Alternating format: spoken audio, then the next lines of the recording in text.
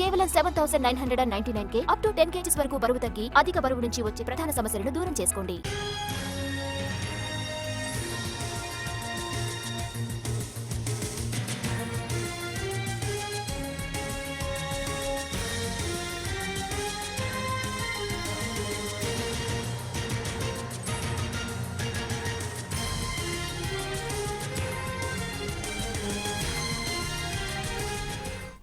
Karnataka power politics ఢిల్లీకి చేరుకున్నాయి. కాసేపట్లో హైకమాండ్తో సీఎం సిద్ధరామయ్య, డీకే శివకుమార్ భేటీ కానున్నారు.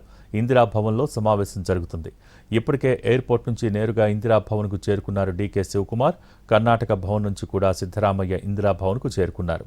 సీఎం మార్పుపై అధిష్టానంతో చర్చలు జరపనున్నారు ఇద్దరు నేతలు. తనకు కాకుంటే పరమేశ్వరను ముఖ్యమంత్రి చేయాలని సిద్ధరామయ్య ప్రతిపాదిస్తున్నట్టు తెలుస్తోంది. 2.5 ఫార్ములా ప్రకారం డీకేఎస్కు ఇవ్వాలంటోంది ఆయన వర్గం. 3 కీలక అంశాలపై కసరత్తు చేస్తోంది కాంగ్రెస్ హైకమాండ్. సీఎంగా సిద్ధరామయ్యను కొనసాగిస్తూ కేబినెట్ విస్తరణ చేసే ఛాన్స్ ఉంటుంది. డీకే శివకుమార్కు సీఎం బాధ్యతలు అప్పగించే ఫార్ములాపై చర్చించనున్నారు. రాజ్యసభ ఎన్నికలు, కేబినెట్ పునర్వ్యవస్థీకరణపై కీలకంగా చర్చించనున్నారు.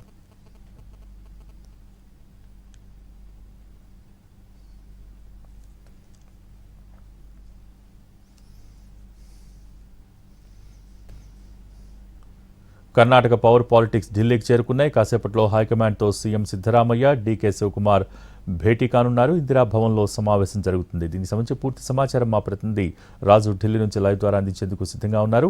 రాజు, over to you. Thank you Bhogi. Karnataka power పాలిటిక్స్కి సంబంధించి మరికొద్ది సేపట్లో ఏఐసిసి హెడ్ క్వార్టర్స్ ఇందిరాభవన్లో కీలక సమావేశం ప్రారంభం కాబోతుంది. ఇప్పటికే ఏఐసిసి ఇందిరాభవన్కు ఏదైతే కర్ణాటక ముఖ్యమంత్రి సిద్ధరామయ్య, ఉప ముఖ్యమంత్రి డీకే శివకుమార్తో పాటు పలువురు కర్ణాటకకు సంబంధించినటువంటి సీనియర్ ఎమ్మెల్యేలు, మంత్రులు కూడా హాజరయ్యారు. వాళ్ళందరూ ప్రజెంట్ లోపలికి కూడా వెళ్తున్నారు. ఈ క్రమంలో ఈరోజు ఉన్నటువంటి ఎజెండా ఏంటి అనేది మాత్రం ఒకసారి ఉత్కంఠ కలిగిస్తుంది. ఎందుకంటే ఇప్పటి వరకు అంటే కర్ణాటక పవర్ పాలిటిక్స్ అంటేనే 2.5 ఫార్ములాను తెరపైకి తీసుకొస్తున్నారు. ఎందుకంటే గతంలో ఎప్పుడైతే కర్ణాటకలో అధికారంలోకి వచ్చినటువంటి సమయంలో ముఖ్యమంత్రిని ఎవరిని చేయాలన్నప్పుడు డీకే శివకుమార్ తనకే అవకాశం కల్పించాలన్నారు. కానీ అక్కడ ఉన్నటువంటి రాజకీయ, సామాజిక సమీకరణలన్నింటినీ కూడా ఆలోచించినటువంటి హైకమాండ్ అప్పటికే సీనియర్గా ఉన్నటువంటి సిద్ధరామయ్యకు అవకాశం కల్పించింది. అయితే మొదటి 2.5 ఏళ్లు మాత్రమే సిద్ధరామయ్య కొనసాగుతారు. ఆ తర్వాత డీకే శివకుమార్కే ఛాన్స్ ఉంటుందంటూ కూడా ఒప్పందం జరిగిందనేది పెద్ద ఎత్తున చర్చ జరిగింది. దానికి అనుగుణంగా డీకే శివకుమార్ సైతం 2.5 ఏళ్లు పూర్తయిన నాటి నుంచి హైకమాండ్పై ప్రెజర్ తెస్తూనే ఉన్నారు. 6 నెలల క్రితం కూడా ఇదే విషయం పైన పెద్ద ఎత్తున ఒత్తిడి తెచ్చారు. సో ఇప్పుడు కర్ణాటకలో 3 ఏళ్లు పూర్తయింది కాంగ్రెస్ ప్రభుత్వాన్ని ఏర్పాటు చేసి.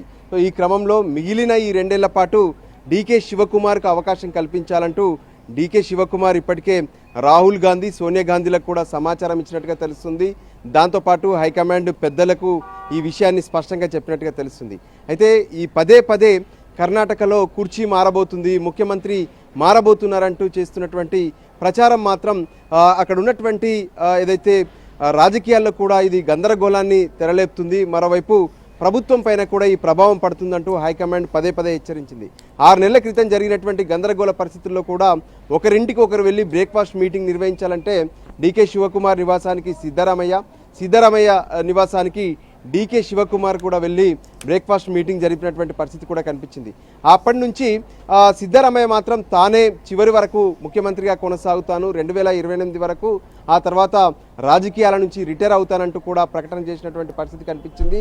సో ఈ క్రమంలో ఇప్పుడు మాత్రం మరింత ప్రెజర్ అనేది హైకమాండ్ మీద పెరుగుతుంది.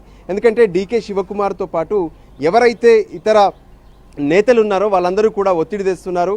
రాష్ట్రంలో ఉన్నటువంటి ప్రత్యేక పరిస్థితులు, రానున్న 2028లో జరిగేటటువంటి అసెంబ్లీ ఎన్నికలకు సమాయత్తం కావాలంటే కూడా ఖచ్చితంగా ముఖ్యమంత్రి పీఠం మార్చాల్సిందే అంటూ కూడా డిమాండ్ పెరుగుతుంది. ఈ క్రమంలో ప్రస్తుతం జరిగేటటువంటి సమావేశం మాత్రం ప్రాధాన్యతను సంతరించుకుంది. ఎందుకంటే ఏఐసిసి అధ్యక్షుడు మల్లికార్జున ఖర్గే సమక్షంలో సమావేశం జరగబోతుంది. రాహుల్ గాంధీ కూడా హాజరవుతారని చెప్తున్నారు. సో ఖచ్చితంగా మొదట అంటే ఇండివిజువల్గా సమావేశం ఉంటుంది. సిద్ధరామయ్యతో పాటు ఏదైతే డీకే శివకుమార్లతో వేర్వేరుగా సమావేశం ఉంటుంది, ఆ తర్వాత కలిపి కూడా సమావేశం ఉంటుంది. అయితే ఎజెండాలో మరికొన్ని అంశాలు కూడా కీలకంగా కనిపిస్తున్నాయి. ఎందుకంటే ఇప్పటికే దేశవ్యాప్తంగా కూడా మొత్తం 24 రాజ్యసభ స్థానాలు ఖాళీ అయ్యాయి. అందులో 4 స్థానాలు ఏ విధంగానైతే కర్ణాటక నుంచే ఉన్నాయి. అందులో ఏఐసిసి అధ్యక్షుడు మల్లికార్జున ఖర్గే కూడా ఉన్నారు. ఆయనను మళ్ళీ రెన్యువల్ చేయాల్సినటువంటి అవసరం ఉంది. దాంతోపాటు క్యాబినెట్ రీషఫ్లింగ్ అనేది కర్ణాటకలో జరగబోతుంది అంటూ కూడా ఒకవైపు ప్రచారం జరుగుతుంది. అందుకే ఇక్కడ 3 ఫార్ములాలపై కీలకంగా ఏఐసిసి హైకమాండ్ దృష్టి సారించినట్టుగా తెలుస్తుంది. సిద్ధరామయ్యను ముఖ్యమంత్రిగా కొనసాగిస్తూ క్యాబినెట్ విస్తరణ చేయాలనేది మీద ఒకటి ఉంటే, దాంతోపాటు డీకే శివకుమార్ను ముఖ్యమంత్రి చేస్తే అందులో ఎటువంటి నిర్ణయాలు తీసుకోవాలనేది మరోవైపు కనిపిస్తుంది. సో ఓవరాల్గా లేదంటే రానున్నటువంటి ఎన్నికల నేపథ్యంలో ఎవరికి ముఖ్యమంత్రిని ఇవ్వాలనే దాని మీద కూడా కీలకంగా చర్చిస్తున్నారు. సో ఈ పరిస్థితుల్లో ముఖ్యమంత్రిని మారుస్తారా, లేదంటే సిద్ధరామయ్యనే కొనసాగుతారా, డీకే శివకుమార్కు సర్ది చెప్తారా అనేటువంటి అంశాలు మాత్రం కీలకంగా మారుతున్నాయి. ఈ అన్నిటి అంశాల నేపథ్యంలో ప్రస్తుతం ఏఐసిసి అధ్యక్షుడు మల్లికార్జున ఖర్గే సమక్షంలో జరిగేటటువంటి సమావేశం ఉత్కంఠను రేపుతున్నటువంటి పరిస్థితి కనిపిస్తుంది. Bhogi. Okay, thank you Raju.